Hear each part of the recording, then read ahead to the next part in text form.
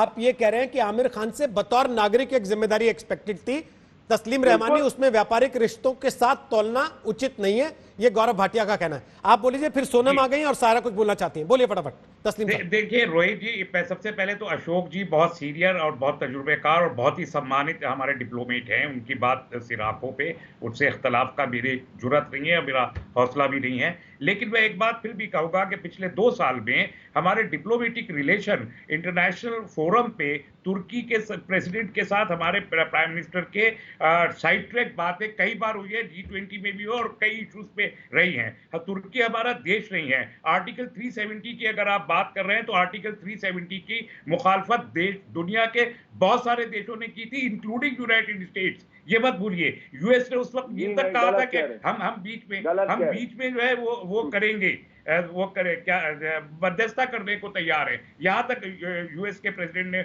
उस वक्त कहा था। और जिस तरीके से आप जी, और जो आप हमारे भाई गौरव भाई जो कह रहे हैं हाजिया सूफिया को लेके, मैंने जिस वक्त उसको मस्जिद में कन्वर्ट किया गया था तब भी मेरा क्रिटिसिज्म का ट्वीट मौजूद है, अगर आपने पढ़ा होगा। और बाबरी मस्जिद में तो रोहित ने बता ही दिया आपको। इसके अलावा मैं ये कहना चाहता हूँ, हम अगर दोस्ती और दुश्मनी आप भी जानते हैं आवाज ट्रेवल करती है, 8 सेकंड लगते हैं कम से कम, वो देर से सुनते हैं, कह रहा हूं कि फिर वो बात अधूरी रह जाती है और दूसरी बात में जम करना पड़ता है। एक एक करके बोल लीजिए।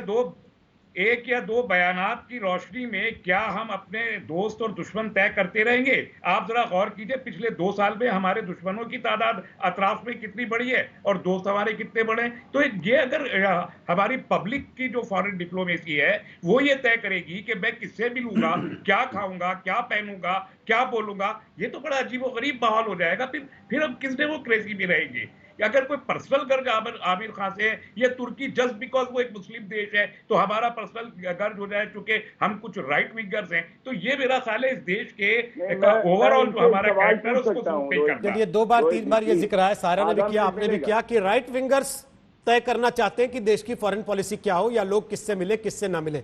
सोनम महाजन बोलिए, सोनम महाजन जवाब दीजिए उस बात का। रोहित जी, मेरी समझ में ये नहीं आ रहा है कि राइट विंग लेफ्ट विंग का मसला कैसे है। आमिर खान जी कोई एक आम नागरिक नहीं है, वो एक तो इंडियन मुस्लिम्स में उनका एक बहुत बड़ा ओहदा है, वो काफी नोटेबल मुस्लिम है। दूसरी बात ये, वो बहुत बड़े सुपरस्टार हैं और वो जाके टर्की में सिर्फ एक हॉलिडे नहीं कर रहे हैं, वो जाके वहां पे सिर्फ एक शूट नहीं कर रहे हैं, बाकायदा उन्होंने, अगर आप जो टर्की की लोकल रिपोर्ट्स पढ़ें तो उसमें साफ लिखा गया है कि आमिर खान जी ने खुद जाके मीटिंग मांगी है।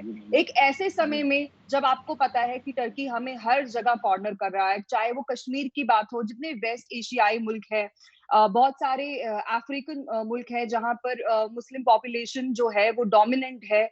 आप सऊदी को देख लीजिए, सबका एक ही स्टैंड है कि इंडिया, कश्मीर जो है वो इंडिया का एक इंटरनल मैटर है, ये हमारा एक अंदरूनी मामला है। सिवाय टर्की को लेके, टर्की एक ऐसा इकलौता देश है जो बार बार पाकिस्तान को इंटरनेशनल फोरम्स पे भी उनको सपोर्ट करता है और उनको कश्मीर पे भी इंडिया को बार बार घेरता है। तो क्या आमिर खान जी को इतना नहीं सोचना? मैं उनके पर्सनल चॉइसेस पे सवाल नहीं उठा रही, उनको उतना ही अधिकार है जितना मुझे अधिकार है, आपको अधिकार है ये डिसाइड करने का कि वो किससे मिले। पर क्या उनको इतनी सेंसिटिविटी नहीं होनी चाहिए? क्या उनको इतनी समझ नहीं होनी चाहिए कि किस समय पे जाके वो ये स्टेप ले रहे हैं?